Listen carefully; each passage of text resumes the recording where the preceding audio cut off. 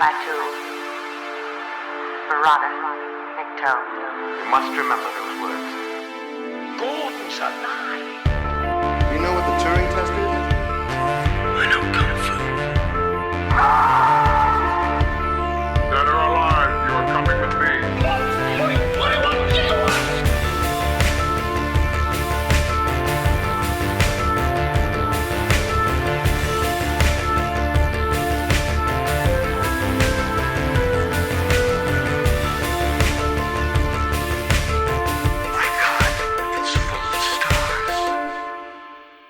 Ladies and gentlemen, welcome to Time and Space. I'm your regular host, Scott Weatherly, and as ever, I'm joined by Julian Darius. Julian, how are you doing? You okay?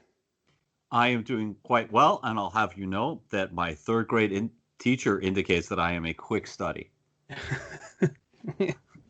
Well, how are you? I'm good. I'm good. In that case, then, there's going to be a pop quiz on this film later, and it will be towards 10% of the season's overall score.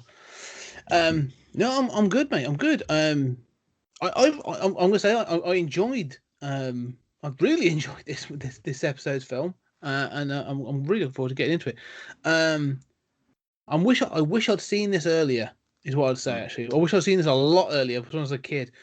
But yeah, this episode we are talking about the 1956's Earth versus the Flying Saucers, directed by Fred F. Sears. And starring a number of people that you've probably never heard of. But just to give a quick simple plot, a husband and wife, a scientist and his secretary, or from the secretary pool, which they make a big thing of, which is incredibly 50s, are buzzed by, basically, there was a number of things. They work for a science thing that's launching exploratory rockets into space. It's called Skyhook. And when they are returning to this, they are buzzed by a flying saucer, and they get a sound bite from them that makes no sense. However, when they return to the thing, to the station, Skyhook is attacked, and a flying saucer lands, which destroys a lot of the base. And from there, we learn that the flying saucers are looking to invade Earth, and a battle ensues. We won't go into much detail on that because we'll go into more detail as we go. But generally, that's it. But What are your initial thoughts on this, Julian? Sort of this 1956 classic, I think, really this seems to be the case. Absolutely. Well, I mean, I had not seen this either, and I wanted to see it, so this was one of my picks. And I'm really glad I put it on there. I think it was a lot of fun. It is incredibly confused. It is not well done on almost any level, except the special effects are amazing for their time. Oh yeah. And it is such a definitive 50s flying saucer invasion film. Like, you and I have both seen a million clips from this movie, right? Yeah. Obviously, Mars Attacks is a pastiche of scenes directly in this movie. Especially that invasion sequence. A lot of it is directly, sort of like, here's a little vignette of the aliens trashing stuff, which is so awesome. I mean, it's just so enjoyable. The moment that really made me chuckle is the bit where they bring down the Washington Monument, and it's almost like shot for shot done again in Mars Attacks in a very similar. But then they obviously have the joke of it catching it and knocking it down the other way and stuff. So we said when we watched Mars Attacks, we were like, oh yeah, this is sort of obviously satirizing all these things. When you watch this, you go, oh no, you need to have seen this first. Like, this is it's a direct reference. You are right though. There's so much in this film that's wrong in many ways, but I really enjoyed it. It's a good, fun film, and also I said the DNA of this film appears, the one I kept thinking about as well was Independence Day. Yes. I kept thinking, like, are they gonna blast the White House? Yeah, they're close.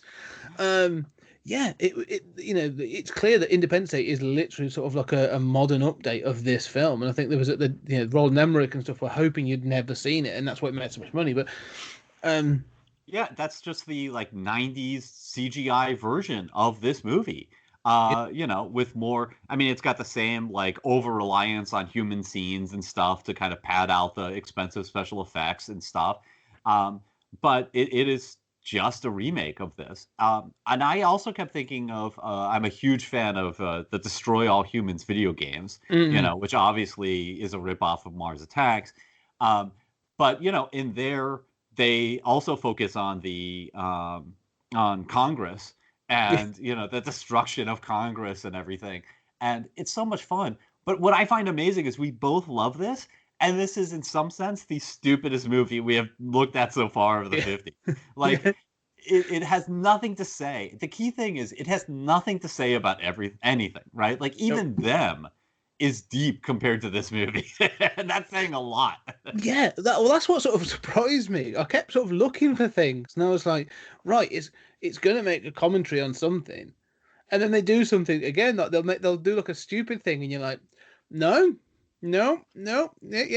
They come across an alien in its suit, and it's like, you know, they take the helmet off and all this other stuff, and it's this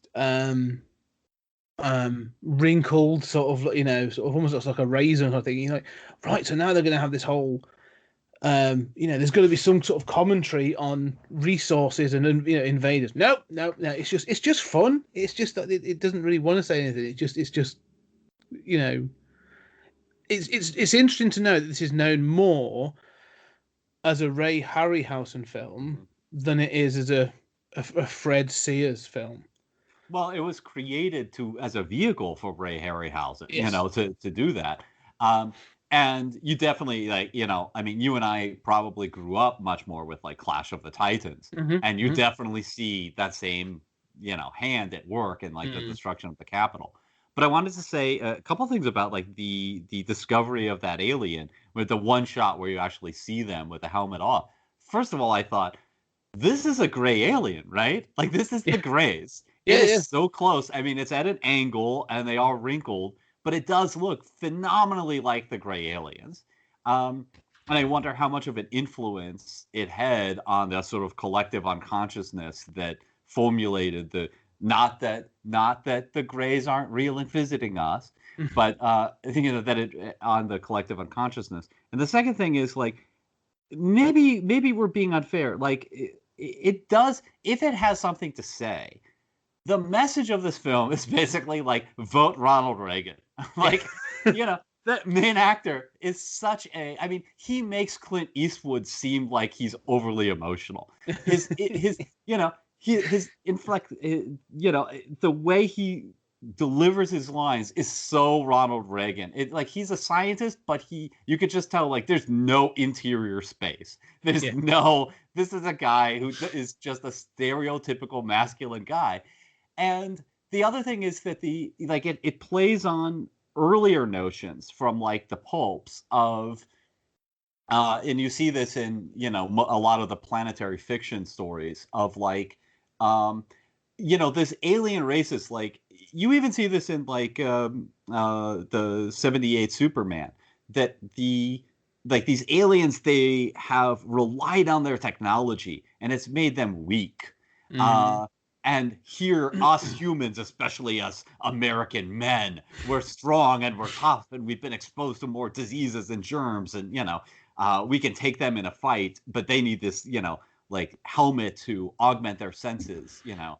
And so the protagonist is sort of the, you know, Ronald Reagan, sort of like, I don't like too much thinking, you know, that's like being a scientist.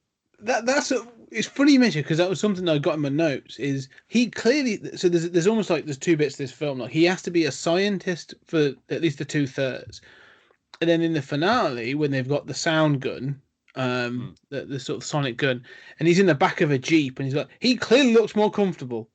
Yeah.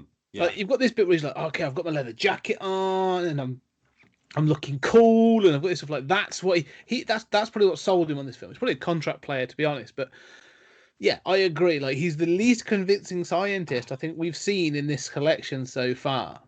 Well, I love how you know, you know, again, we've seen this before, like in When Worlds Collide, where it's like, how did these people get put in charge? Like, how did the military is just like, you know what? He's a smart guy and came up with that sonic gun thing. We're going to put him in charge of our defenses. And you see him around the Capitol, and the only order he barks is like, keep firing the sonic guns. Shoot. We know that's what we do. Shoot. Yeah. I mean, one of the things I would say about this film, we noted a lot in previous films was the lack of military presence in a lot of the films. Or when it was introduced, it was usually in support of a science. And even in them, it was very much driven by the science element. This one, though, is probably the first one where I would say there's a gung-ho element to it. Like I said, the first couple, the scientist and his wife, are buzzed by the UFO, and they get there. And then when the UFO lands at the Skyhook base, there's none of this sort of like, maybe they come in peace. Everyone's like, grab the biggest artillery you can find. We're going to blast them. And it's like, that's the instant military response in this film. Is like, and they kill one of them. And then this thing's like, all right, fine. Blows up Skyhook anyway and disappears. And like, literally wipes people out. And you're just like, the aliens are like, game on, mother effer. Yeah. Well, I was going to correct you because you said that in your summary, like, they attack the Skyhook base. But you're right. Like, what's funny, the humans fire first. And what's funny is you then find out later, they totally plan on taking over Earth. So why did the humans fire first? It's like, it's the day the Earth stood still for like a minute. And then it's like, never mind that. They really want our women, Yeah, it's a really bizarre thing. The military were right to open fire, but not. The one thing I would say, actually, if we're going to take something from this film, is about an invading force. And I like the fact that it's quite interesting that they find out that this noise that they collected by accident, I'll mention, when they were buzzed by the UFO, it gets slowed down. And to be fair, I like this idea they have about them working in a different time stream, but it slows down and they find out it's a message. And it's basically that we're coming to Skyhook and we want to talk. And so he's like, oh my God, they wanted to communicate with us and we tried to attack them. So the film does try and set them up as being almost, I wouldn't say benevolent, but there's not an attack mode to begin with. Until he starts to talk to them, and then they're like, "Oh no, we are here to take your planet, but we wanted you to recognize that we are better than you in every way, and we sort of wanted you to give in." And they're like, "What?" And I think they get taken on the spaceship and told this, and one's like, "Well, why? What happens if we rebel? What happens if we fight back?" And the aliens are like, "Well, we'll wipe you out and stuff, but it's not great because it means we end up with a ruined planet. But we sort of want you to give in. Look at us. We've got these spaceships. We've got interstellar travel and lasers. What have you got?" It's sort of. I love that there's an arrogance to the aliens as they turn up and like, well, yeah, of course you're going to give up. Like, we're not going to attack you because we want your planet. Don't ruin it. And I just found that really interesting. That is something I thought of, this invading force and the arrogance they have of turning up and saying, no, we're superior in almost every way. I love that. I wish it were underlined more, right? Yeah. Like, I mean, I wish that you had that protagonist saying that, like, this is how they think. I love that idea. And yeah, we should surrender. I mean, we're not going to develop a sonic gun or something. But I found the alien presentation utterly incoherent. Like, why do you have the humans shoot first? Why, it's like, I love that scene too, where they're sort of trapped in the rubble of Skyhook and the tape recorder is slowing down as the batteries die.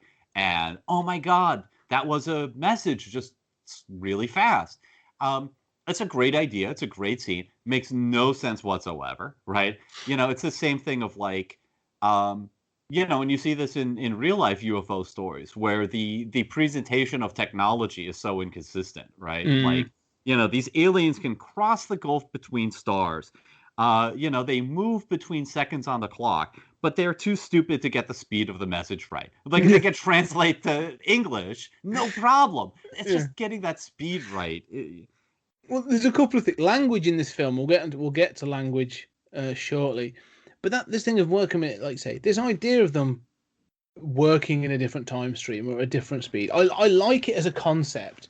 Because they present it in an interesting way, because there's 4 people, including the scientist and his wife, that are taken on board a spaceship, and they're whisked away, and you basically they can see through like a TV screen that they're up in space, and we're thousands of miles away, and she says, yes, in seconds, and the aliens say, well, no, actually not in seconds.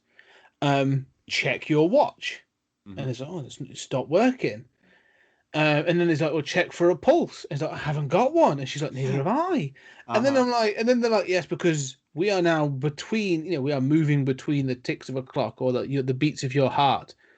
And I'm like, again, it's like, yeah, the concept's good, but so how are they breathing?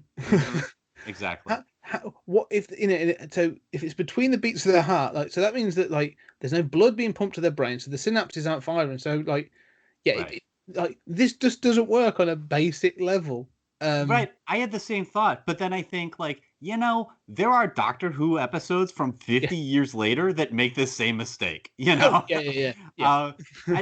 So I agree completely. I mean, it's a little more obviously an error here, but I mean, and you're right. It's like, and I think this is typical of this film, that it's got a bunch of cool ideas. Ultimately, the ultimate cool idea is just watch the destruction. But it does have cool ideas beyond that. It just has no consistent presentation of anything. It's not about the plot. It's not about, No, teasing those ideas out. I like some of the things that sort of, even at the beginning of the film, though, one of the things I do like about this film is they try and present almost a skeptic's view from the outset. So they're at some sort of like family barbecue kind of deal. And there's some lights over the house, and there's it's quite blatant because you're watching this film that they are a part of this thing, but the scientist is like, oh no, they are not, being manipulated. They're what we refer to as St. Elmo's fire, and it's getting written off. And, it's one of those you might as well just be saying like, oh no, that's swamp gas. Yes. It's this silly notion, because later on in the film he sees them again and they take one of these lights out. It's they batter it with something with the sonic gun, and he's like, oh well, I used to think these were St. Elmo's fire. I'm gonna have to reassess. And I'm like, you've been on board a spaceship. Right. Maybe this scene should have come earlier. And actually, that was taken out by a handgun. That's taken out by a revolver. That's right. And I with the first shot, like, man, that is some amazing shooting. Yeah. It was basically a drone. That's what it was. Yeah. It's like 4 little propellers. Someone shot in, it falls down. You're like, oh well, that's 40 quid well spent. But this does get to one of the points that I do like about this is that, like they do mention, like, they don't call it Foo Fighters. They call it like the Foo Lights. But there was this phenomenon in World War II of people seeing, pilots seeing UFOs, and they would call them Foo Fighters. It was well established, right? Allies and Axis apparently both saw these. And then the opening narration, which is great, is basically like, look, there are UFOs. People are seeing these lights in the sky. And then they cut to like a Project Blue Book, analog. And they don't know at the time that Project Blue Book was explicitly created to debunk these things. Yeah. Either to reassure the population or to hide the fact that there was extraterrestrial contact, depending on what conspiracy theorist you ask. But they did actually try to debunk this stuff. And they would take stuff that, it's just like, look, in most cases, we're not going to know what this was. And they would say, like you said, swamp gas, right? Yeah. So there is this kind of way in which, at this point in the 50s, this is responding to that kind of zeitgeist of like, no, there's this phenomenon that's been going on at least since the 40s.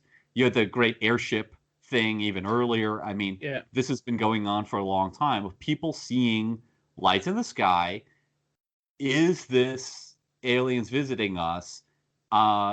This is a question. This is something that, is, and here is one possible explanation. Yeah. Yeah. And it's good in that way that it does sort of, like I say, it's tapping into the zeitgeist, and that's clearly what this film is designed to do. It's that pop culture wave, isn't it? It's trying to sort of get on. But yeah, it has those moments. But again, like, it doesn't seem to have the characters set up in the way that I would expect. And again, maybe it's because this is an early version of this story, but you'd have the scientist should be the believer. He should be the one going, well, we do live in an infinite galaxy, so it's very possible there could be life forms out there traveling. And it should be the military that are like, no, you're talking shit, and that should be it. But there's none of that. They're all skeptics. Even at one point, after the base is destroyed, they have like a group get together, and they're all like, right, so this base was destroyed, but you're telling us it was these aliens because you've tried to communicate with them, or at least you've got this message from them. But we haven't got any witnesses, so we don't know what happened. You're like, yeah, they were all killed. You've actually seen that there must be something left. We saw things vaporized. Mm-hmm.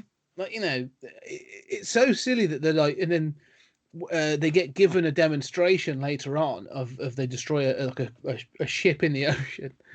Oh, yeah. But they've been buzzed by a UFO for ages until it's destroyed. Like, they must have got a message off. And then they do find out it's been sank. They sort of just believe him. And their instant response is, well, that's fine because we have hydrogen and atomic weapons. Mm. And, even the guy's like, but that'll just kill us. Like, that makes no sense. Yeah, it all seems a bit confused, like, as to who it wants you to root for and who it wants you to say, well, that's the stupid military. Nowadays, I mean, using Independence Day or even Mars Attacks as an example, you have those tropes in place now where it's like, the military with his big, with the big bombs and all that sort of stuff, and then you have the scientist who wants to use an alternative method. It's not quite established in this film. Mm-hmm. Yeah, no, you're right. I mean, and the scientist does kind of become that crusading skeptic after he's been on the UFO. But as you say, like, it's strange, like, okay, granted, apparently there were no survivors. There's no recording. The only survivors are the scientist and his wife. So, yes, this base has been destroyed. Okay, is the simplest answer that it was attacked by aliens? Okay, fine. But then there's this weird sort of like, oh, we've lost contact with the destroyer. I do kind of like thinking about the lack of technology and how in this sort of era, it's like, yeah, well, we've lost a destroyer. It could pretty much be anything. Like, we have no contact. There's no footage. There's no nothing. But it's strange how, like, the proof that it is aliens is I know the coordinates, longitude and latitude of the destroyer's destruction. Like, we watched it from space happen. Like, yeah, you're just in with the Russians, aren't you? Like, if you're already a skeptic, why is that the proof? That's a really good point, actually, and that did sort of cross my mind that, like, his proof of it is like, well, I can show you where the destruction is. Which, again, now there'd be someone going, but that means all that tells me is you're in on it. Right. It doesn't prove anything. It just proves you're in on it. But doesn't it actually sort of like seems to convince them, and they're all like, well, I believe him now. He should really get on with working on this weapon. The other thing I think is good, they get a ticking clock. They are giving a ticking clock, and it, which is a reason given for that in the film? No, the aliens just are like, look, confer with your leaders. We'll give you 2 lunar cycles to do it, 2 lunar days, right, to do it. It's just sort of like, that's the time we're going to give you to put together your surrender plan. Yeah, it seems like a really long time, because then he's like, because then it's basically like, you've got 60 days to build this gun, but there's the thing is as well, like, at no point is there an alternative. They're like, well, we've got bombs and big weapons and stuff, and we're potentially going to have this sonic cannon you keep talking about, but at no point is anyone saying, all right, this is a much stronger, superior force. We, to save lives and everything, we need to have negotiations on the table. Absolutely. How are we going to engage and communicate with them? Nothing, never comes up. Like, well, I mean, look, the French people give them shit for being surrender monkeys, right? Yeah. The French saved Paris. What city survived World War II the best? Okay, yeah. Paris, and yeah, the Nazis tried to blow it up on the way out. But you think about the rich history of Paris, and as somebody who loves Paris, imagining all of that would have been lost. They made a very brave decision there. And that should have been on the table. But again, this is the like Ronald Reagan sort of macho, like what we need is more, over here in the States, we get these ads on television all the time for like male enhancement supplements. They're all cons. They're all insane nonsense. And they all are like start with images of men on the couch with their wives. Where they're just like sort of like pudgy and out of they're lethargic. And then, they get the supplement and you see like the close-ups of the rippling muscles. And all of the supplements, they all talk about like, there's been a decline in American masculinity. It's time to get your man on. This is that movie, right? Yes. The question, like, surrender is not on the table. We will fight. And if humanity is destroyed in the process, so be it. Yeah, and that's it. And the thing is, again, I understand why in this thing, but we see the UFOs at different points in the world. You see Paris, you see London, you see these other places. But at no point do we ever see anyone, because these people are like, they've given this guy the chance with this sonic weapon. But at no point does anyone sort of say, yeah, we're taking this to the UN, or we've conferred with the world leaders and we've spoken with the German chancellor, or even Canada. We haven't even spoken to Canada. The Americans are just like, it's just that thing of like, no, we'll do it. Well, that's a very good point. I didn't even think of this, right? Like, has America has presumably kept the sonic gun technology for itself. Yeah. And every other country in the world has been invaded. Like, your country is in ruins because the Yanks are like, it's like a coronavirus. Like, those are our vaccines. You go ahead and die. It's not really fair, but not really accurate. But it definitely feels like it in this film. Let the rest of the world fall. I mean, they even, to the extent that I'm sure it's meant to be a jab, but in Independence Day, which comes about 40 years later, there's a scene in that when they figure out about the weakness of how to break the force field around the ships, and they got a plan, and it goes to somewhere in the Middle East, and there's some pilots there from different countries, and you have like a Middle Eastern one, some British, and at that point, then there's the translation. It's like, the Americans have come up with a plan, and someone goes, well, it's about bloody time. And you're like, what were you? Was that your plan? Your plan was to sit back and wait for the Americans to come up with. Like, that's the worst plan. Not because American couldn't, but like, be a bit more proactive. Like, But that is our view of the world, right? Yeah. That is completely accurate. Yeah. Even among liberals, it's just like, look. The world is waiting for American leadership again. When we get rid of Trump, Europe's going to know what to do again. Yeah. Like even the good guys here think this. It is funny in this film how that sort of feels. But you're right about the sonic weapon. Like, the end of this film is like they take down the UFOs across Washington, and then they're like, "We've won!" And all I kept thinking is like, as you say, what about everywhere else? Like, what about us? Yeah. I feel like Westminster is in flames. Yeah. I'm sat here just going, no, I've given in. Britain's gone, and we didn't get chance to get a sonic weapon. We didn't have Tom Jones helping us. How is the world worse off, right? Because America survived. That's all that we need, right? I mean, you're talking about world human civilization. That's just us, right? I mean, it's the myopia. Yeah. It is quite funny that I say you do get to the end of this film, and it is and I get why. I understand why. It feels that thing of, again, weirdly, some of the things we've seen have been as I say, science driven, and this is what 10 years past the end of the Second World War.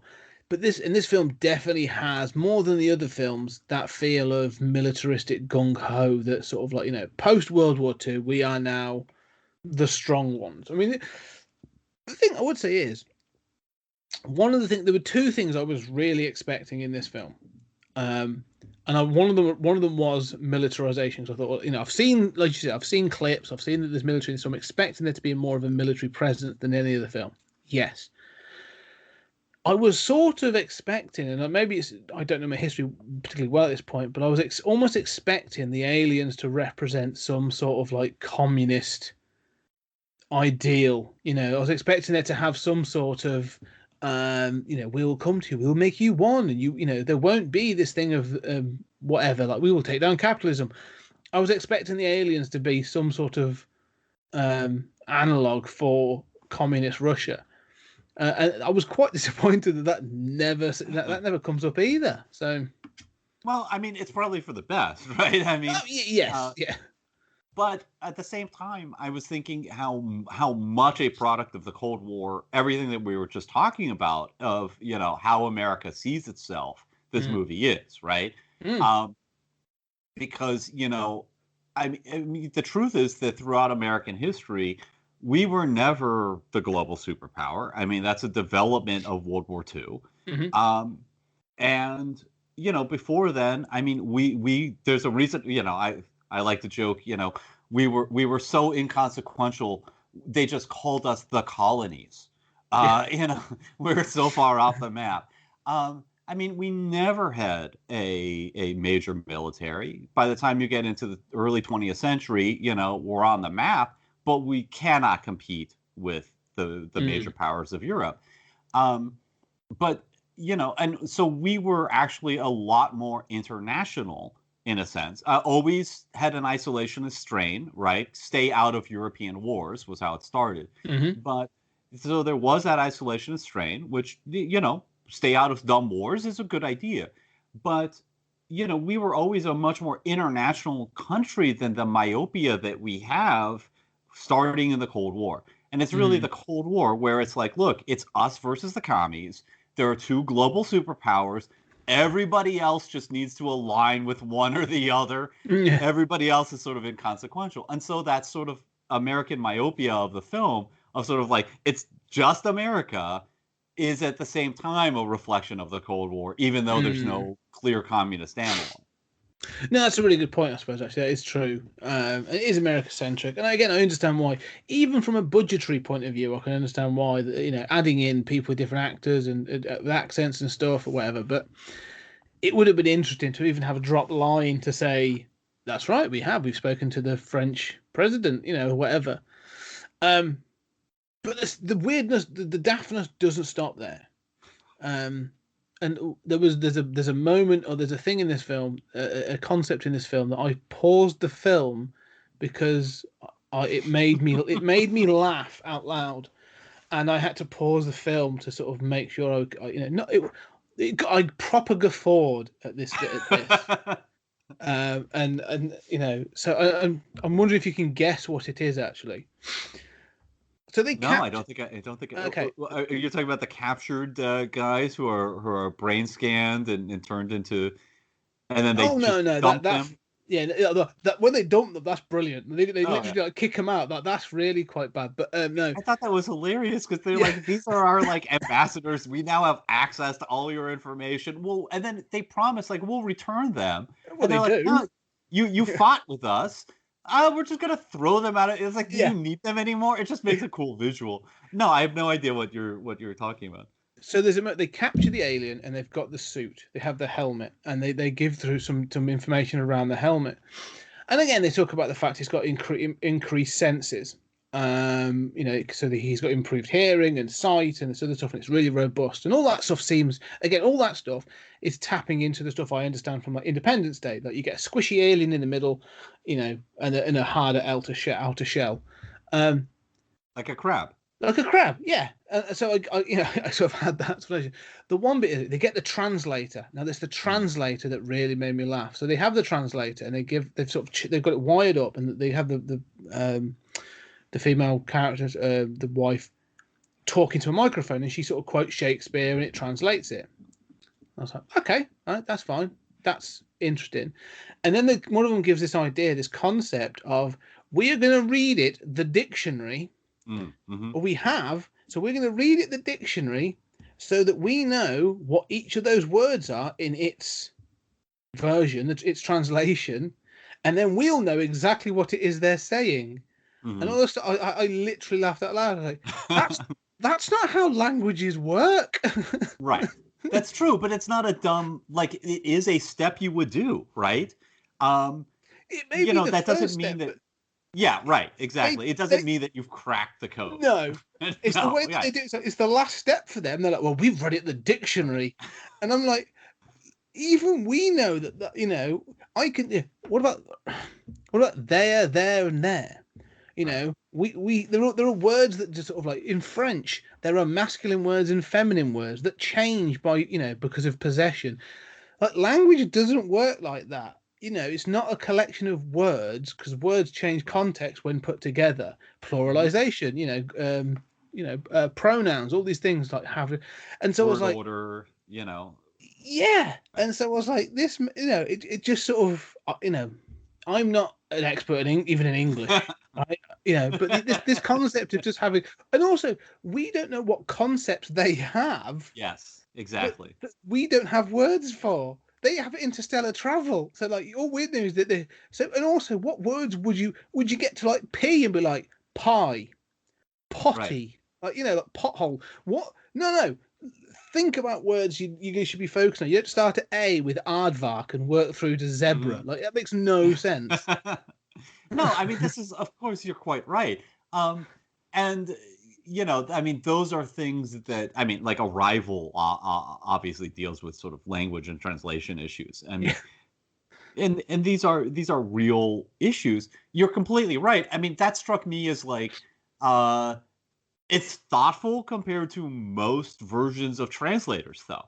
Like, I like that they even have the translator. I love the look of it. I love sort of like a diamond-like flower design. And, you know, in fact, when they were in the alien ship and that descends from the ceiling, I was like, this is so cool. I love this so much. We're in the flying saucer. Yeah. The design aesthetics are great. I won't deny that. They are fantastic. So, I mean, of course, you're completely right. You know, I find myself, you know, we've talked about these issues of language translation before, like with the Universal Communicate Translator in Star Trek, and, you know, the TARDIS and Doctor Who. It's like, we're going to wave, like, those devices know which you're using and magically put it, including with idioms, into another language. And occasionally they have, you know, jokes, you know, and Doctor Who about it, but mostly they forget that this is really in operation. So, like, the idea that somebody would bother to even think of reading the dictionary, it's like, yeah, my thought was like, yeah, that's not going to work the way you think it is. But at least somebody's thought about that, the translation issues. They do say, like, Shakespeare would be mad about this. And I'm like, why? Why would Shakespeare be mad? That made me laugh, like that, because I don't know why, but for some reason, maybe I was just in a certain mood, but this whole section tickled me, like this whole thing around language. But when he said that about Shakespeare being mad, all it could remind me of is, and I don't know if it's a true Shakespeare quote, but I always remember it being said, Shakespeare should always be heard in its original Klingon. And ever since that always makes me laugh as well. It felt like that, of like, you know, this idea of language being easily transposable to a completely different language. I mean, even recently, there was a controversy around what's it called, Neon Genesis, the anime, Netflix,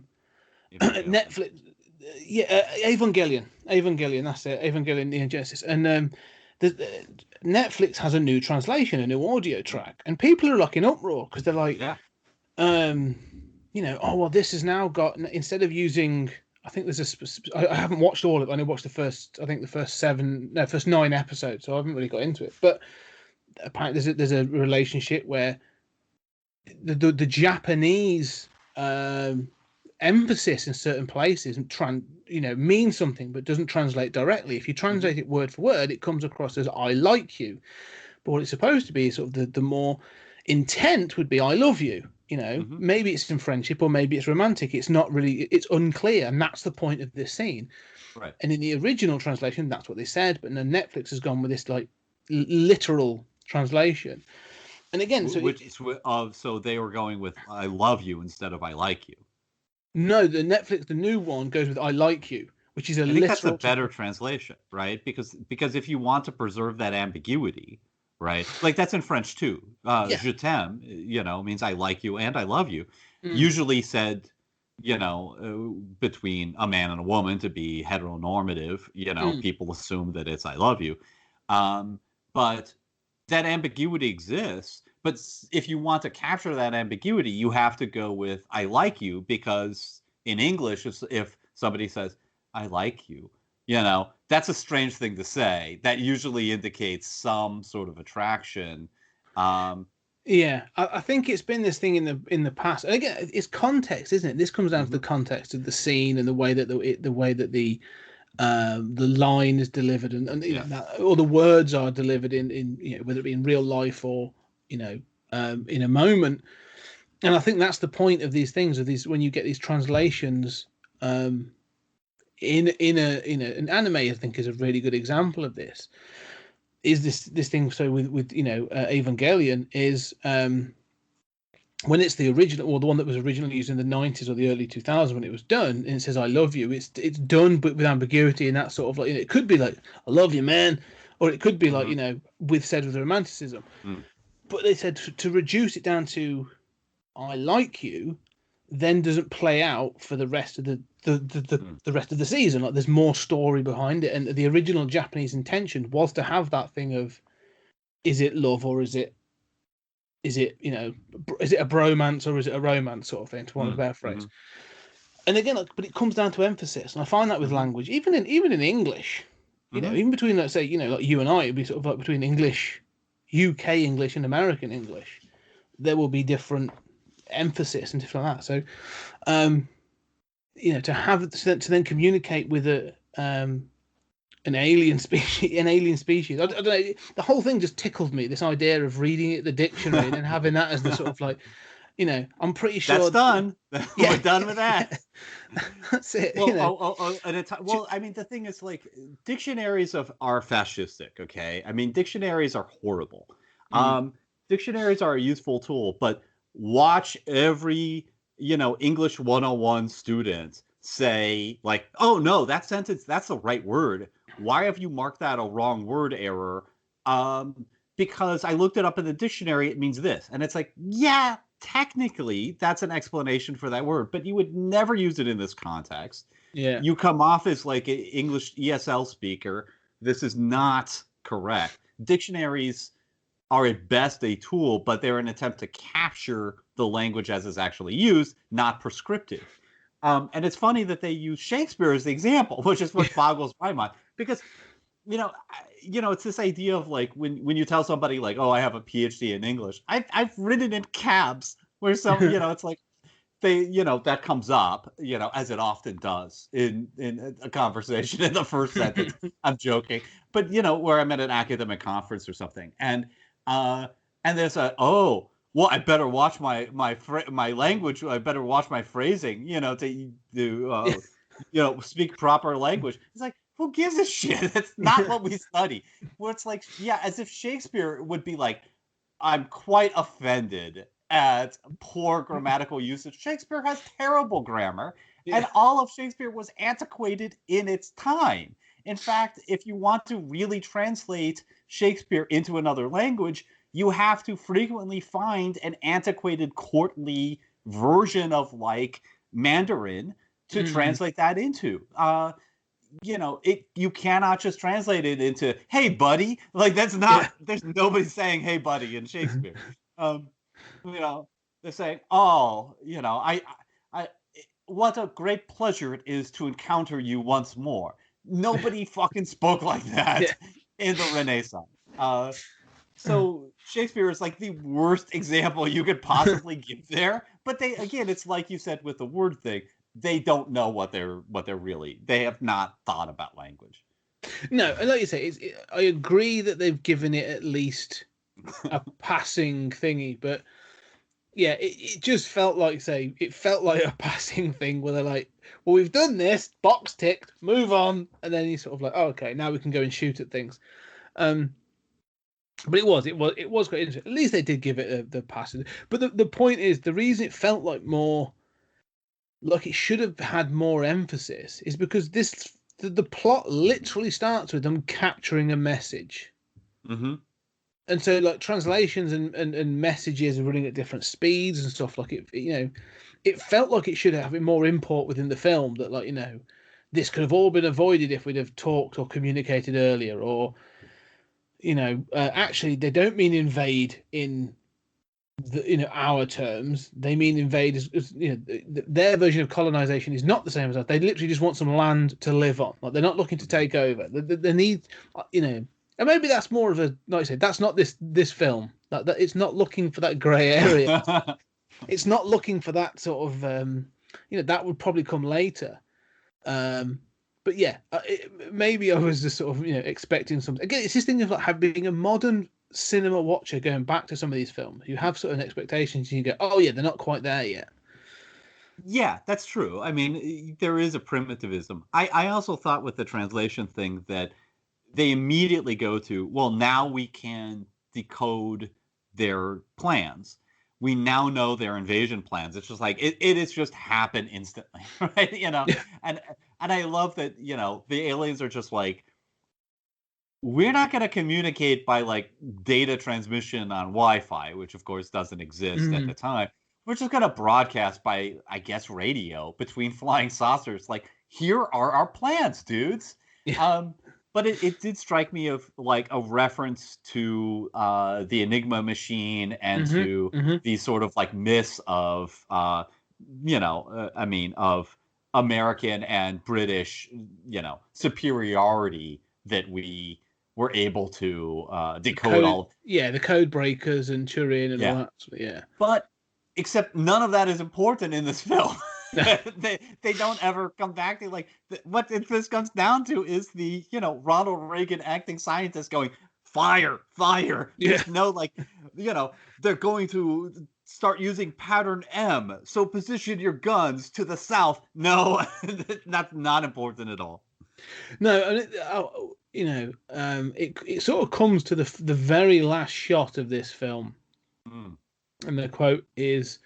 And we'll get to the special effects in a minute, because I wouldn't mind talking about those some more. But the husband and wife are on the beach at the end, and they sort of, she reads the newspaper about this declared that we beat the aliens, they're gone.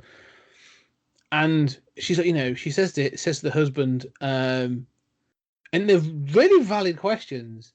Did we really beat them? Will they be back? Will there be more? And his response is basically, not on a lovely day like today.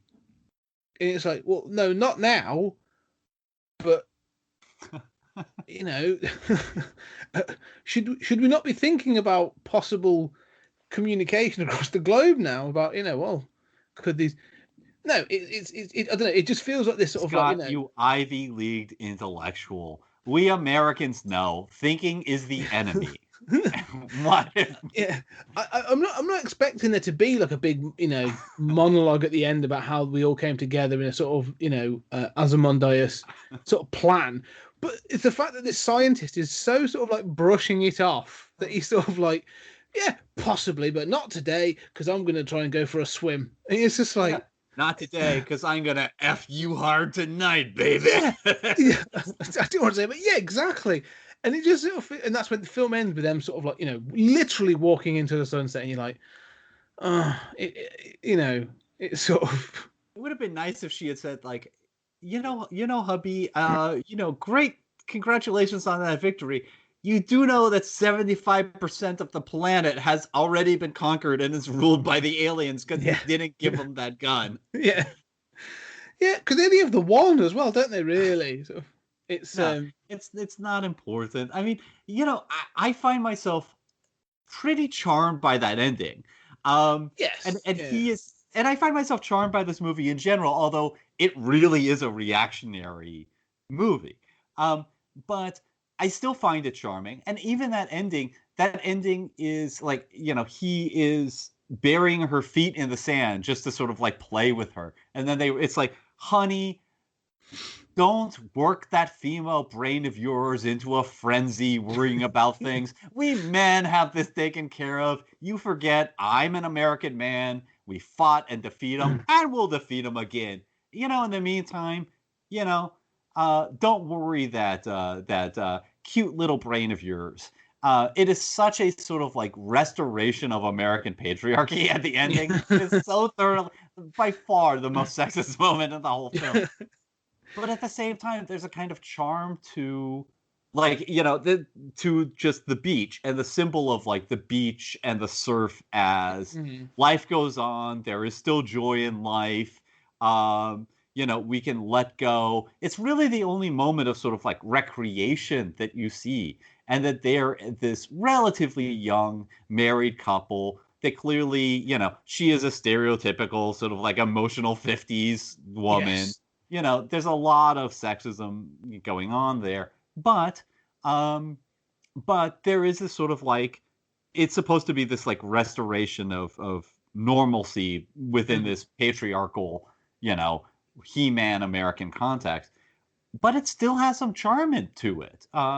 I don't know. What did you think? No, I did, and I agree actually with the whole film. That you're right. There's a real charm to this film, and it does. That's why I enjoyed it. I mean, I am No, bragging we on both. it, but I did enjoy it. It's and I said, but as I said, I wish I'd seen this earlier. Like, if I'd have watched this as a little kid, if I'd have seen this as a kid, I think it would probably have a real place in my heart as one of those nostalgia films, because it's very straightforward.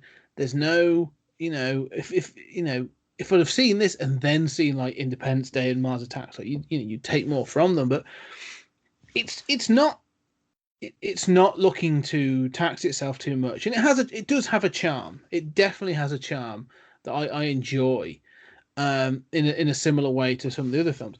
You say about the sexism. One of the things I found is interesting throughout is we've had female protagonists in the other films, in most cases. This is the least proactive, or the least, of all those female protagonists. Like, she's literally there just to follow her husband around and scream every now and then. Like, she doesn't do anything else. Well, I mean, you mentioned Independence Day, and like I think of like Roland Emmerich and and of course Michael Bay, and it's sort of like, is your response that Emmerich and Bay are too in love with female agency? Well, we've got the 50s film for you. That's right, yeah. If you thought Megan Fox was thinking for herself way too much, you need to see this film. It's very true. I mean, but at the same time, and of course we're middle-aged white guys. We can afford to find this charming, right? Yeah. But it is charming, and and I don't know that, like, obviously, you and I would be the first people. We're liberal. You and I would be the first people to say a world in which a woman cannot be that scientist is a flawed woman. It's a flawed world. Sorry. Yeah. And the country is losing productivity. Shooting itself in the foot by not letting that happen. At the same time, she's a secretary, and like, her outfits are like beautiful and charming, and she's got poise in this movie.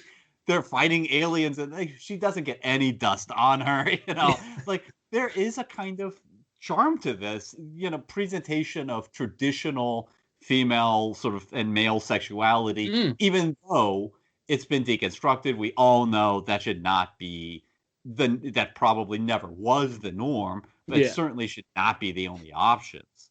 And everybody falls on spectrums when it comes to these things and their sexuality and how they, correspond to traditional attributes. This is the most traditional locked-in gender norms movie we've seen.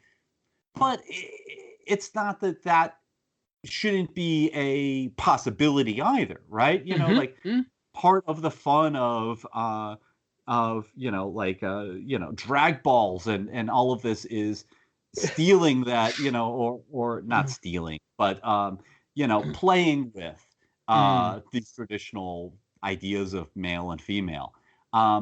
So I don't think it's that those ideas are wrong or don't have charm in and of themselves. It's just we all know they're bullshit, and this Ronald Reagan world of like, don't you worry, little honey, like us men have it taken care of. It's absurd.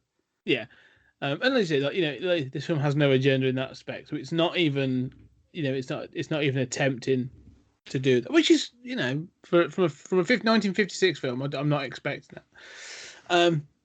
Before we we do, because again, there's no great theme or anything to tap into on this, but I do want to talk about Harryhausen effects, because around this time, the other end of this is probably the Ed Wood, sort of like Plan 9 from Outer Space, which is sort of like pie lids, or pie tins glued together on a bit of string, and that becomes that sort of like the cliche, and we saw in the last episode the iconic but very typical rocket ship shape in Quatermass and that sort of thing.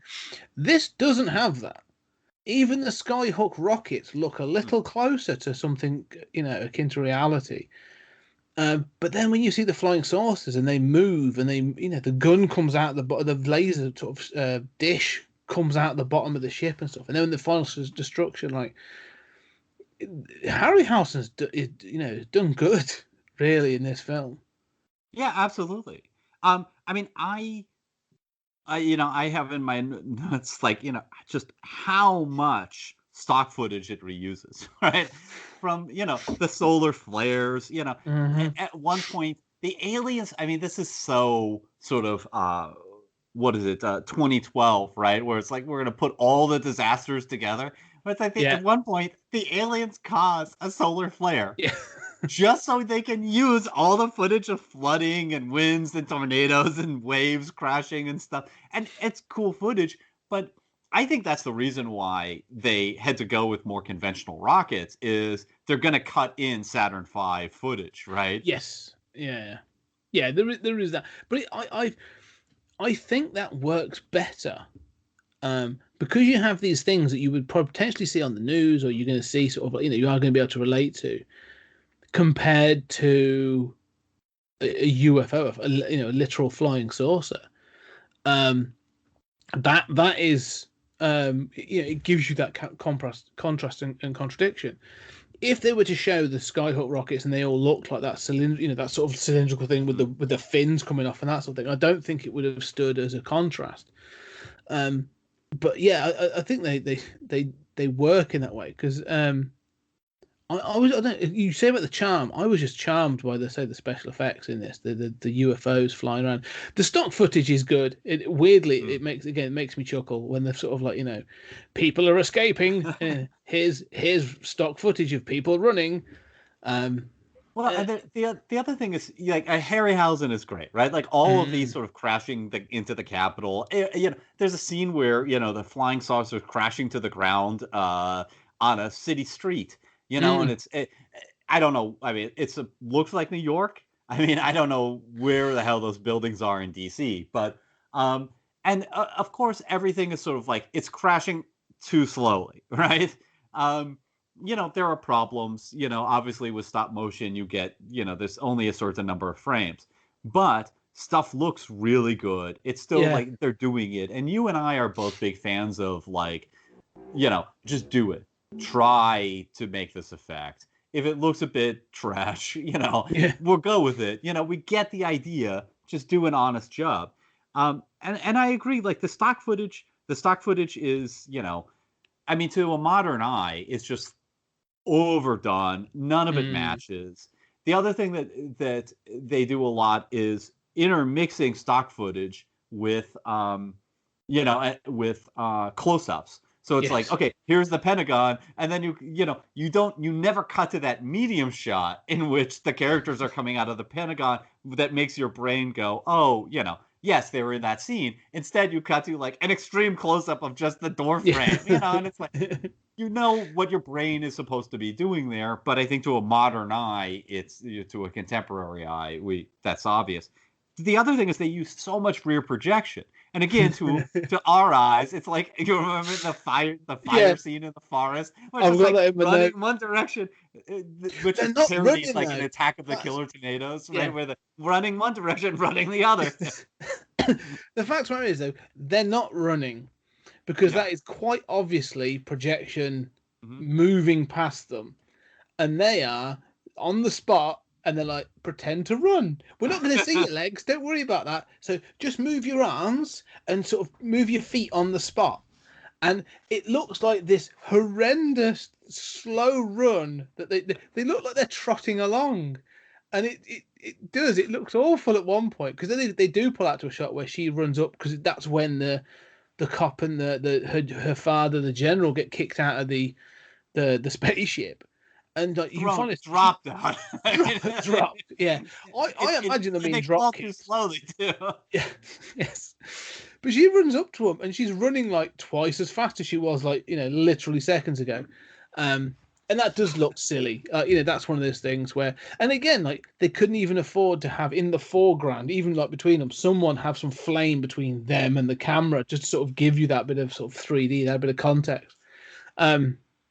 Yeah. Yeah. Those are tricks that, we know what's going on. And, I found myself thinking of Forbidden Planet. One of my favorite 50s films and one of my favorite sci-fi films ever. I have the poster framed on my wall. But I feel like the special effects work better in that. They're more convincing. This is much more sort of like on the cheap, but I don't mind them. And even the laughable stuff, it's sort of like, we've talked about sort of like, for me, I always go back to, Ed Wood in the Burton film saying, like, people don't care. Like, you knocked over the tombstone in this scene. And Ed Wood says, like, it doesn't matter.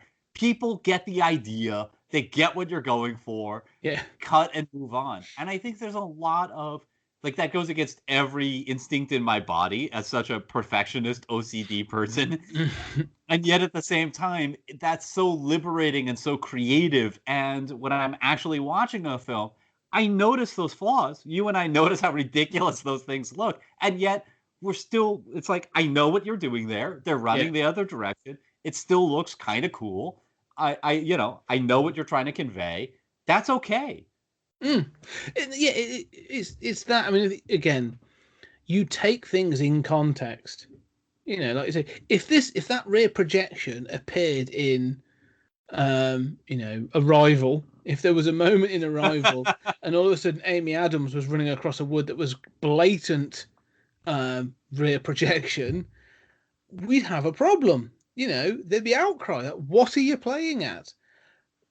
But then you put it in a different context. This is in the 50s. This is clearly more about the flying saucers and the eventual city destruction than it is about these other things. There were budgetary restraints, and it's only for a couple of seconds. Like, it's not a big part of the film. So you take it in the context that it's, and I think you do that for a lot of things, and we do that with a lot of things within these 50s films. We've done it with others, and I'm sure we will definitely do it with the rest of the series. Again, it's part of that charm. If it was, if the film was really bad in that sort of, in every respect, like we've joked that it is, but like, it does silly things. But if it was really bad, it would stand out. It wouldn't work. But it sort of works as a whole. Mm-hmm. So I'm willing to forgive those little bits and pieces. To be like, yeah, silly, but I get what they're trying to do. Like you say. So I'm able to look past them and enjoy them for what they are. No, I agree, and I think that another thing that I find, I think of that Ed Wood quote a lot. Another thing that I find is that the stuff that has, look, I mean, I am the most, sort of intellectually arrogant, academic by heart and by training. But, the older I get, the more I remember all the stuff that I loved as a kid. And I go back to things that are able to provide me that kind of joy.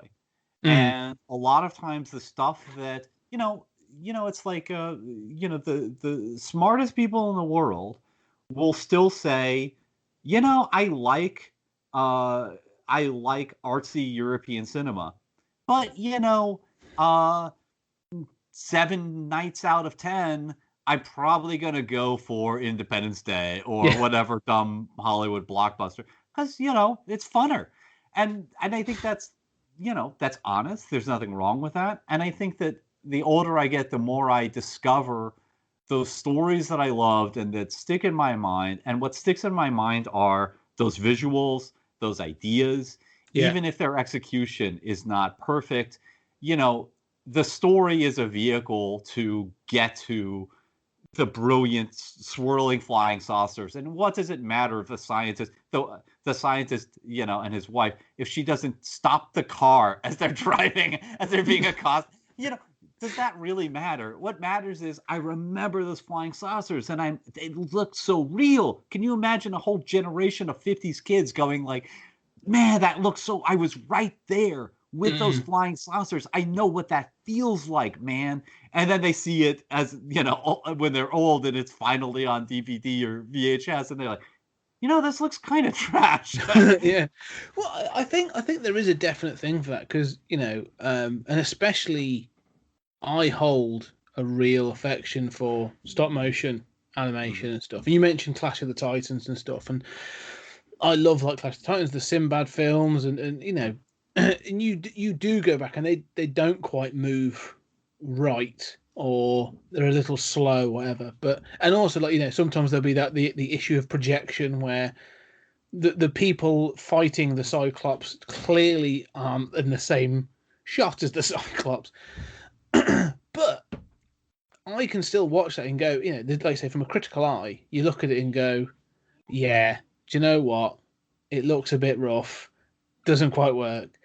But there's a part of my brain as well that goes, dude, they're fighting a Cyclops on a beach. Yes, absolutely. And you go, that's awesome. And so that's the 9-year-old in me that's going, no, that's brilliant. That is so cool. And that's sort of what this film sort of taps into, where it's this. You mentioned Doctor Who earlier on.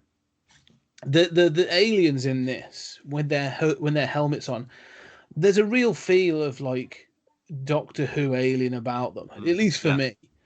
Like the Zygons, they look at. Yes, that sort of thing. And so to me, I was like, I know what this is. So they're not looking to do something special. It's supposed to be a suit. They've got no elbows for a start. They don't move very well. But again, it's tapping into something, another experience in me where I'm like, yeah, no, fine, I'm with that. I love those alien designs actually. I mean, and I found myself wondering in the middle of this film, thinking like, do I love those alien designs or do I hate them? And I mean like the suit. And I couldn't quite. I was like, they move slowly. I hate the slow moving Frankenstein monster aliens, right? It's such a cliche. But I found myself charmed by that featureless helmet. And like you said, it kind of taps into designs you've seen before. And it's the Stormtrooper thing, right? The sort of like literally faceless adversary that you could feel okay killing, Yeah. But I love the way that big, fat, faceless helmet looks so alien and inhuman. Yeah, and I agree. I mean, they are bipedal and all that sort of thing. We've said before about that, and that's fine. But the fact that I say that there's no external, it hasn't got eyes, it hasn't got sensors. However, when he puts it on, he's the one that the scientist puts it on, and he does say like, "Oh, actually, no, I've got much wider vision, and I can hear things." It's like there's sensors inside this helmet. And so you do get this notion that like actually this is a tool and it is something alien and that's quite cool. Unfortunately, I say it looks cool on the aliens when he puts it on. I'm afraid this is the only word that came to my head when he looked looking, but it looked like a big bell end, like it looked like the head of a giant cock, and I was just, I'm sorry, this is no one's stopped and gone, can we film this from a different angle? Because this looks really unfortunate. Or do something else with it, But no, it's a cool idea. Totally stolen for, again, we're going to go back to Independence Day. Totally stolen for Independence Day. Yeah. So, and I caught the reference because I've seen the Ali G show, so I know what a bell end is. Yeah. But the other thing is, you see the cracks on the side of the, this is a prop that has seen better days. Like, they couldn't even give it to the prop department to repair. But there's the same thing later on before they take the alien down, because he's in the wood, isn't he? And he's about to fire, so he's raising his arms, and you can see there's a crack in one of the seams on one of his arms. and again, like, I'm noticing this, but I'm like, I'm not bothered by it in that sense. I'm quite enjoying it, Well, the other thing is you get to see from his point of view, the scientist's point of view, as he's wearing it, and he's just like, I feel like a Superman. I've got superpowers. My vision is heightened, and I can see. And there's a demonstration of hearing what's being said in the parking lot outside the window. And then they cut to a shot from his point of view, and I said out loud, like, it's given me cataracts. It's funny every time that we have seen, including like in Terminator, and every time that they try to show you like an alien's point of view, or an enhanced point of view, they can't literally make it HD, right? You can't, if you could, you would make the whole movie HD. So what they do is they always go for this kind of like fuzzy, horrible thing, or Westworld with the digital thing, right? Yeah, exactly. But this made me think of Predator. Mm-hmm. Again, which is, again, I think taken this as a reference point as the Predator that wears the helmet, and then I've always had this problem with this thing of like, with it, you and I, when I wear glasses, but like you and I as humans, and and even animals, like the eye has developed to receive light in a certain way so that we can determine shapes and colors and movement and all this other stuff, right? It's allowed us to survive, and we have developed and evolved for thousands of years. Right, the eye is probably one of the most complicated and most fascinating things. That, it's connected to the brain. We literally it translates light into images, gives us distance and all this other stuff. And then you see an alien version where, Predator's a really good example. Like, it's got heat vision; it can travel, And then you'll see the heat vision, and you go, yeah, but it can't see any of the trees. How is it swinging from branch to branch? Like, how is it not clattering into things? And then they remove the helmet, and it gets worse. And all I can think is like, I know this is supposed to be alien. I get that. But show me what other senses compensate for the fact that this thing can barely see. And it's the same with this alien, sort of like, and maybe even, because it shows this wavy thing, sort of like his version of vision. And he's like, I can see so much. And he's like, I can't. I feel a bit seasick. I'd have preferred if he's like, I can't translate this. There's too much information. Mm-hmm. I don't think the human brain or the human eye is designed to tolerate this. But it's not. This is supposed to be this humanoid, this human experience. But that does always bother me when they try and give this alien view, and it's crap. Yes. And you're just like, well, what's your planet like that this is better? Yeah. Right. Like, how bad are your eyes? I mean, I guess you could do it like when they've done in film and on Netflix, like the Daredevil sort of like radar vision. Yeah. Where, in comics it's 2D, but when they do it in 3D, you sort of see this, almost Matrix-like sort of ripple along the surfaces. And then you could say like, oh, the Predator, you just light up those heat sources, in color. And then you could buy it, right?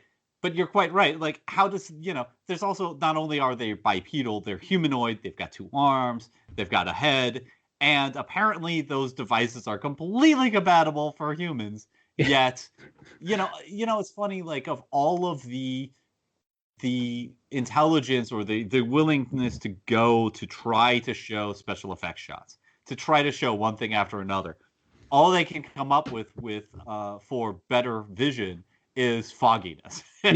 Yeah. I wonder if someone will come up with something.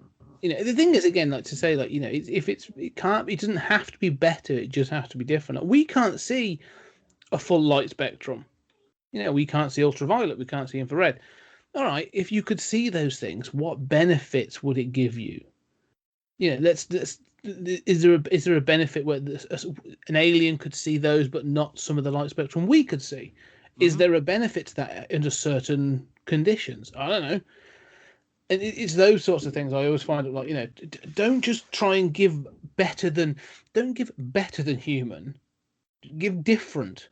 Yeah. They're alien. Although, they're not. you know, I mean, it'd be hard to do, like, you know, I love those stories where like a Superman can see radio waves and he can, you know, can see stuff like that. I love that idea. Nobody's really visualized that well. But, you know, I mean, that might be hard to visualize. You're right. I mean, that's the smart choice, right?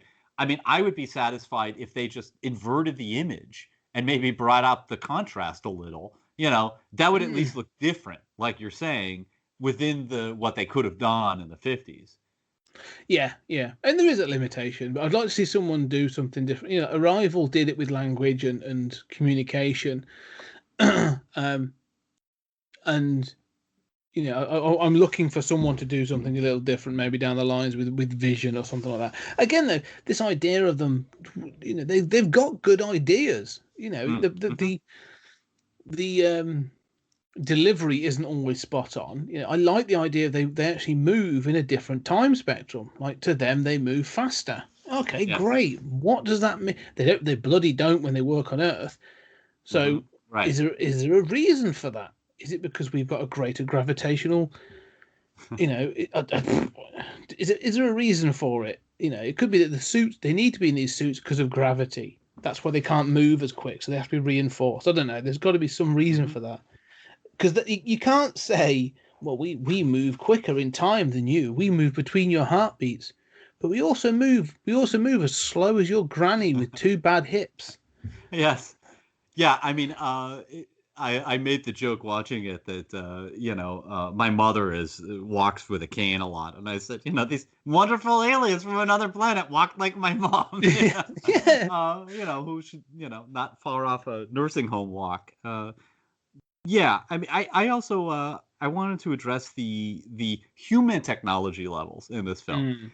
If you sort of guffawed and had to pause it at the language translation thing, but the closest I got to that was when he says we're launching, you know, like, well, we're launching another rocket tomorrow, you know, and you know, this idea of like we're building a rocket a day and launching a rocket every day. We've lost almost a dozen that the aliens have shot down, which, by the way, their explanation for is like, we thought they might be weapons. A, they couldn't hurt you anyway if they were weapons. B, how did you not know? But you know, this absurd level of human technology and this optimism of like, you know, in the near future, we're going to be launching these rockets into outer space, one a day, no problem. And the same thing, like you said, why do they give them 60 days? Well, they, you know, develop this sonic weapon. All of the conventional weapons, you know, they can kill, I guess, one guy, but they can't take down a flying saucer. But these sonic weapons, you know, which of course look like plastic doohickeys attached to Jeeps, which I'm fine with.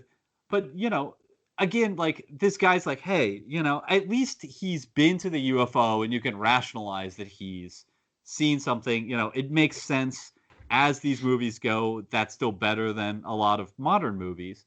But this absurd confidence in, you know, human and American, you know, technology. Like, we're you know, this is the Ronald Reagan thing. Like, you know, we're just gonna start Star Wars. We're America. We can build a laser system that'll knock ICBMs out of the sky. Why not? Yeah. I've seen it in a James Bond film. Of course, we can do it. Yes. Yeah. No, I agree. But I think that comes to this era. Like, you know, you said about optimism, which I think is there. I mean, all of these films have been populated, regardless of the scenario, with an optimism towards technology and space. Whether it be, like, you know, Quatermass just firing them off whenever he feels like it, or the fact that we can build one to save, you know, to escape our planet, or each of these films has had this sort of like, I almost want to say naivety, but I'd rather say it's an optimism of, it's almost to me like this retrospective. I want to see it as they reflect back on what was created during the Second World War. Look at all this technology we built.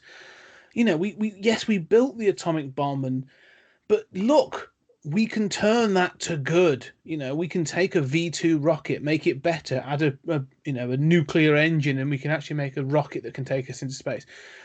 There seems to be this sort of positivity of taking these weapons of war and look, now we're looking, we've won the war, and now we're looking to the future and interstellar travel and all this other stuff. And I think that's quite kind of cool. That part I do kind of like, that there is this thing of like, there's this constant thing of like, no, we're going to build, even in this, they talk about atomic and hydrogen weapons and the big artillery and all this other stuff, but they work on sound. They discover this sound weapon, and again, the point they make is, no, don't drop the big weapons because that'll kill us, you fucking idiots. Like, don't waste our own cities.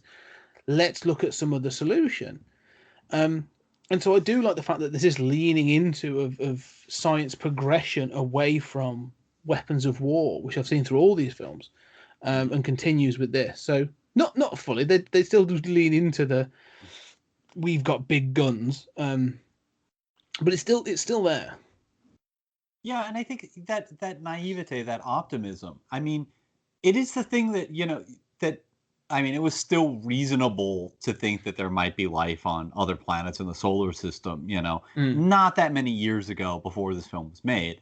And I missed that era, and the era of possibility, the era where, it would seem reasonable that in 2001 we'd be going to Jupiter. That was totally reasonable, scientifically responsible.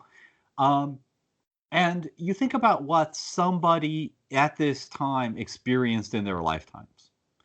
You mentioned, the nuclear bomb, the atom bomb, the hydrogen bomb, Europe destroyed and rebuilt.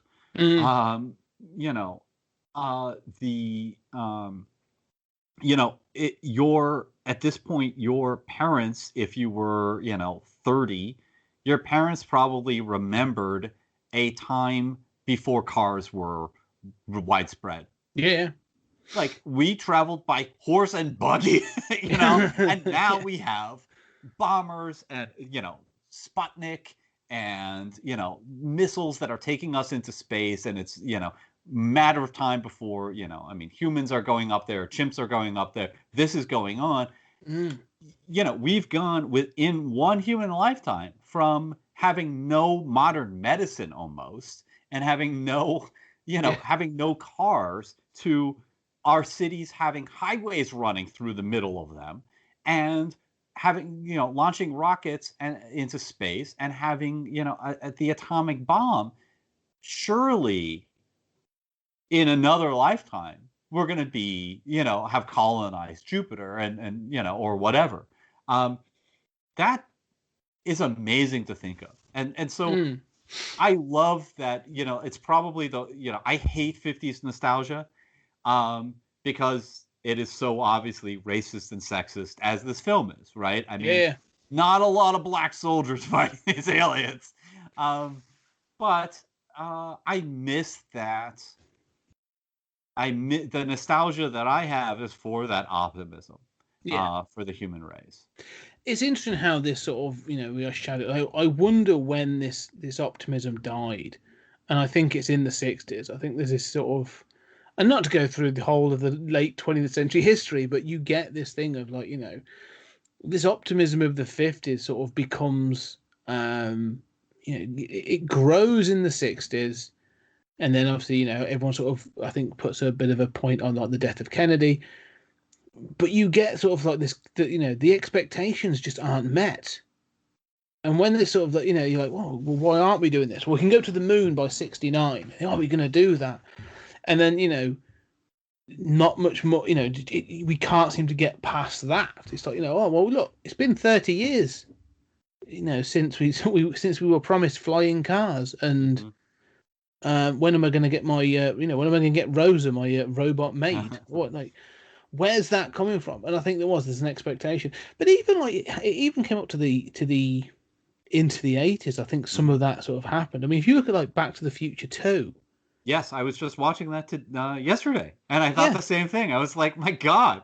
Yeah, 2015, flying cars and self-drying clothes and self-lacing shoes, and they did those self-lacing shoes as a bit of a novelty item. And hoverboards, like there was this again, this thing of like in 30 years' time, we're gonna have all this technology. And I know it's a film, and I know it's supposed to be a bit silly, but but also they predict the weather, and Doc says like it's pouring. What are we gonna do? He says, "Oh, give it 5 seconds or whatever."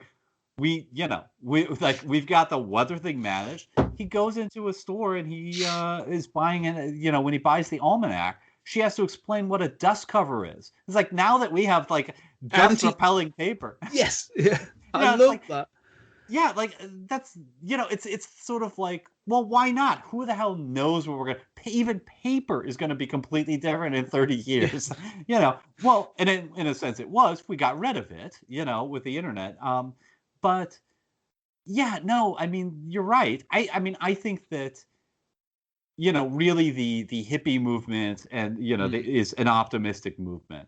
But by the end of the 60s, there is, I mean, Woodstock was the tail end of all that. You have the Manson murders. You have, Vietnam is just continuing for America. And then you have also the economy just keeps crashing over and over. There's 4 recessions in America from the late 60s through the late 70s. In 10 years, 4 recessions. And it's like, we couldn't figure out stagflation. And by the 70s, it's just like, jets are being hijacked. We can't get our hostages back. Oil's going on, and it just seems like we cannot do those things. And that's why, Reagan, what he sold was this kind of, 50s optimism of, we're the best country in the world. We can do whatever we want. We can win wars again. The defeat and the humiliation. I mean, obviously, Vietnam lost, and Laos and Cambodia lost millions of people. The tragedy was theirs, not ours. But America's sense of just humiliation and impotency, and Reagan sold us on that. But again, but it was daft naivete, right? It's like, it's like Star Wars and nonsense, and it doesn't matter if we're trading arms. But is that not, I would say that this exists in all countries, or at least in I can't speak for all countries, that's ridiculous, but in many Western countries, this idea, that's what the Republican dream is. That's the Republican cell. That's the conservative cell over here. That's the Tory cell. That's what Brexit was all about.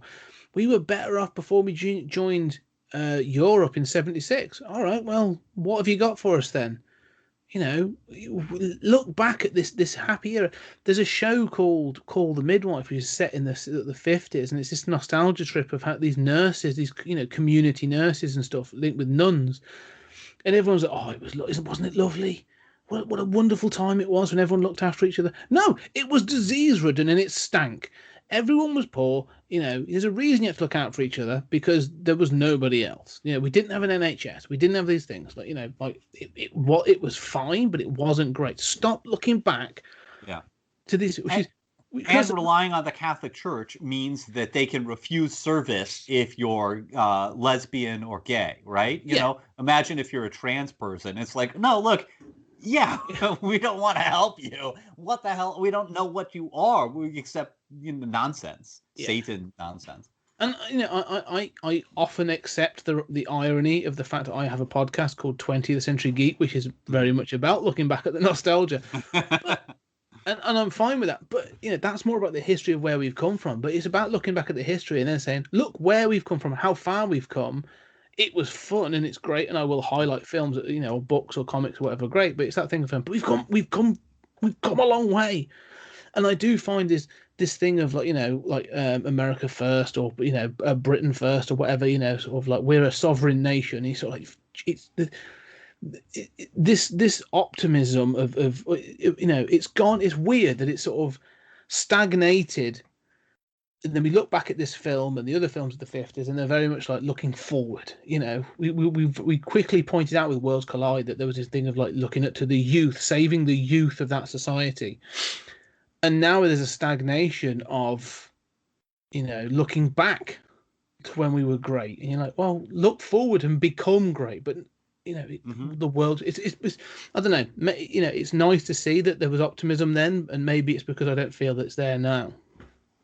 Yeah, I mean, it's interesting, I mean, obviously we love to go on digressions, but Yeah. I mean, this sense of optimism, this naivete, I find, you're identifying that optimism with like the Brexit movement and America First. And I identify that optimism with a kind of liberal optimism. My country, to our profound shame, still does not have socialized medicine. For any American listeners, the rest of the world already has it, and it hasn't caused a complete social collapse. Okay. In fact, they're quite proud of it. So, we are behind the times in a lot of ways and, ahead of the times in others. Right. But, I mean, our economic system is, for all of its faults and income inequality being terrible, capital flows much more freely here. You can do a lot of things. As many problems as there are good things too. But I identify that optimism with my sense of liberalism of like, yeah, there can be a better world. We can do better. Don't tell me that America could put somebody on the moon and, run and win World War II, not single-handedly, but okay. Yeah. And, do all of these things, but we cannot give healthcare to our people when the rest of the world has. I mean, there is a defeatism on the side of the right. That's my point. I completely agree. That's exactly my point. Is this selling? And I think there's you say about the defeatism on the right, but I think there's a defeative notion in people that have that leaning. It's almost like looking back to better days, and then people will try and sell you nostalgia. We can go back to those better days, and they weren't better days for anybody. Let's be perfectly honest. But I agree, and it's when I do look forward, and I'm like, look, if I can have the technology of you and I can sit and have this conversation on a Sunday, afternoon, evening, relatively simply through our laptops and computers, how the hell is it that sort of like other things seem so difficult? The technology exists. We are pushing forward, and I think we are making advances socially. I think we're making advances in technology, and there's these wonderful things happening. Yet there's still this sort of, and I think that's because of the speed of what we're doing now. You say about in a certain person's lifetime, like the shift of technology has changed, but in our lifetime things have gone from I think of gaming consoles and video entertainment, and in my adulthood. I've gone from mobile phones. I mean, my first mobile phone was when I was 18. I'm 39. It was probably a flip phone with no internet. Yeah, it had Snake. If anyone can remember the game Snake, Yeah. That was it. And I had to sort of like, I won't go off on it, but it was a Nokia 3210. So it was basically a brick. There are now houses made in third world countries of those phones. That's where they all went. But that's the technology advances we've got now, and so there are these things, but I still think there's this selling of this 50s ideal. People would watch this film and go, that was a better time, and that's what I think certain populist movements are trying to sell. And I think, like I say, it's almost defeatist because it's not looking to the future, it's looking to the past. And that's what worries me, that there is these notions of when people like Trump and Boris Johnson get in, that's what people are looking for, because times are tough. Things are hard, but it was simpler in them days. It was easier, and I think that's the problem. That's the problem of when you look at these films, that it does present that naivety and it presents that optimism, and people see it as a positivity of the 50s and go, "Oh, that was a better time." It's not the film's fault because it was literally made in the 50s, but I don't know. There is that notion I think which I think is dangerous at times. Well, and I think that getting back to the film, I mean, the film does I mean, I think the Ronald Reagan inflection, of the voice is clear. It's a very reactionary film in a lot of ways. It's a very America First kind of film. In fact, it is not concerned with the rest of the world, and it's essentially pro-military. It imagines the military would listen to a scientist, and I don't know. I mean, I think that there are a lot of reactionary things to it, and that the idea of going back to this, I mean, there is a kind of, in both Brexit and in, the sort of America First thing, which, by the way, again, for listeners who might not know, is literally a Nazi slogan. America First was the slogan of the American Nazi movement, and Trump knew that when he chose it. So he was announcing he was a Nazi then, and everybody knew it. But there is a kind of optimism, but it's a nationalist optimism, right? It's not an optimism for the species or technology. It's an optimism that says, much like this movie, in a way, not to put too much put pressure on this movie, but a kind of like, America can do it, right? This masculine, we can do it. We'll invent some new technology. Like, don't worry about global warming. We invented a sonic gun in 2 months. We will take care of that. No need to recycle your trash. There is a kind of like dumb nationalistic optimism there. And it's the same optimism of Brexit. I mean, it's like, Britain's a great country. We have shown that over and over again. What could we do if we unleash that greatness instead of being bound to Brussels? There is a kind of dumb optimism there, but it's not the optimism. It's an optimism that is explicitly eschews the social progress that we've made, that doesn't look at trans people and people of color and gays and every minority group being treated as full citizens and humans. It looks at that and says, that's a problem. Let's go back to that beach-like ending when women were women and men were men. Yeah.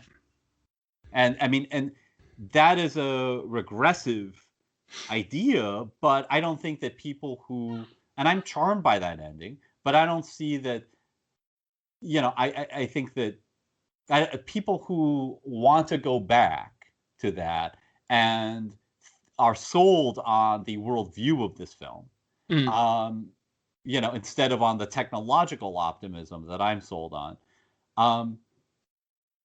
don't see that as progress.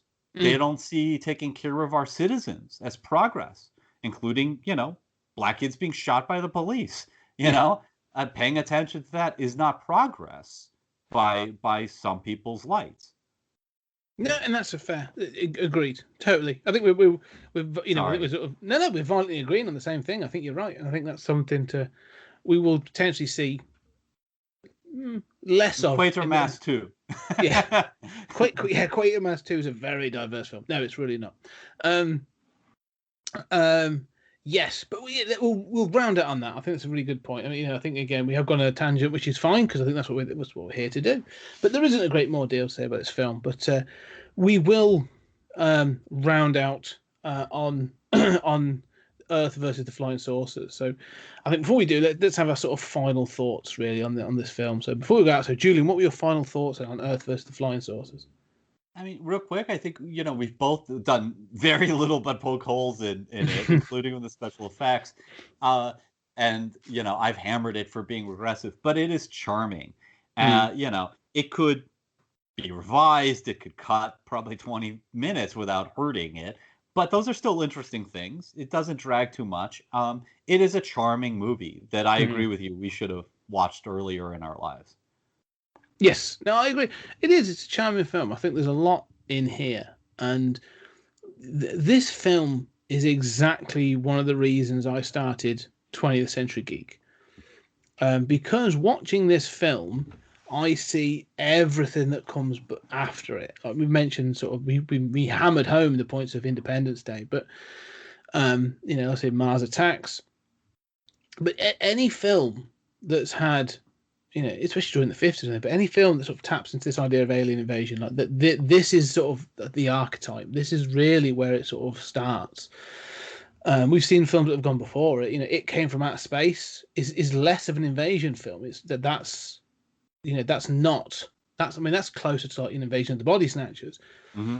But these out and out sort of any film that where there's like Skyline or Battle Los Angeles, any of these films, you can watch any of them. If you watch this and then watch any of them, you will see that DNA trickling through all of those films, and I find that fascinating that that's the case. Watching this gives me a new appreciation for Mars Attacks. To be perfectly honest, I think, I may have to go back and watch that now, and with a different eye, which is interesting. I found the film charming. I thought it was good fun. I wish I'd seen this as a young kid. It does have many, many flaws, but I can enjoy them. I can laugh at the idea of reading a dictionary to a translator, and it'll make me chuckle. That's fine. It's dated, but it's a good film, and another one where I'm glad that I've watched it, and I'm glad it's been on our list.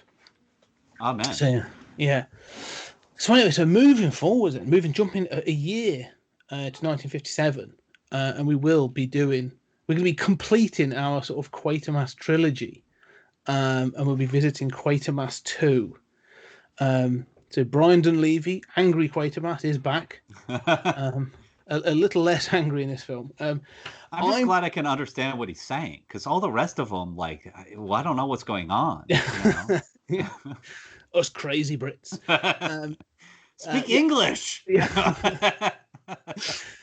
There's Quatermass 2 is a very different film to what we've had before, and I'm looking forward to see your thoughts on it.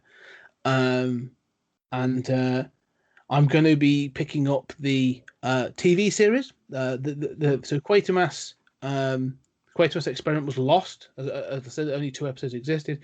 Quatermass 2, I've seen bits of, so I'm going to be picking that up to watch all of the original TV show to see the comparisons.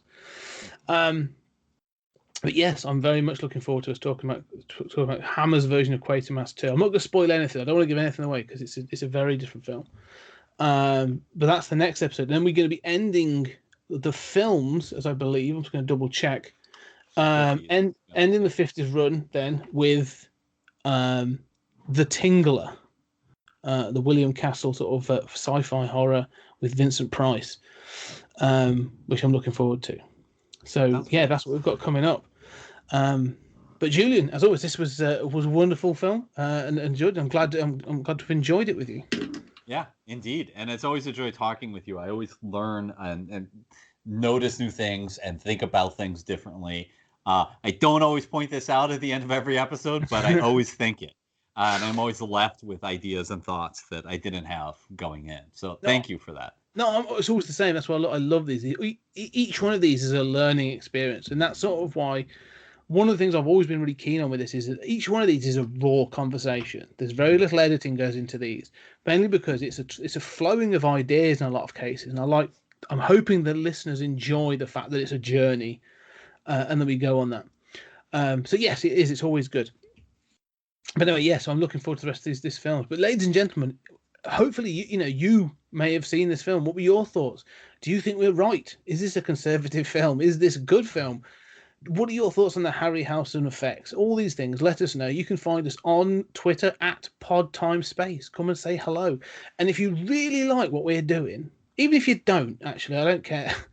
Go to your podcast catcher where you are listening to now and leave a review. 1 star, 2 stars, or 5 stars. Just leave a review. Hopefully all 5 stars. But we will look at all feedback and we appreciate the review. So thank you very much, guys, for listening. And we shall see you on the next episode.